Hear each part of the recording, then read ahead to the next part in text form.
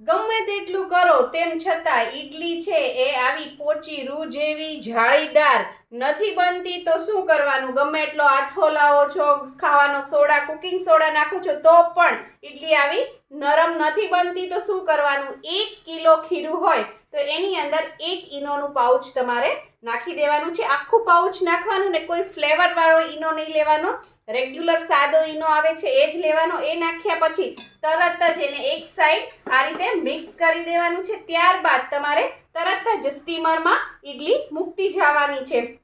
તો ઈડલી બફાણા પછી આ જ રીતે સોફ્ટ જાળીદાર અને પોચી રૂ જેવી બનશે. એકદમ સફેદ નરમ મુલાયમ બનશે, બિલકુલ ડઠ્ઠર નહીં થાય. અને ઈડલીને લાંબા સમય સુધી ગરમ અને સોફ્ટ રાખવા માટે આ રીતે એક ડબ્બા અથવા તો કેસરોલની અંદર ભીનું મલમલનું કપડું કરી અને એની અંદર આ રીતે કવર કરીને રાખો અને ઢાંકણું બંધ કરી દો. 5 કલાક સુધી પણ તમારી ઈડલી આવીને આવી સોફ્ટ રહેશે.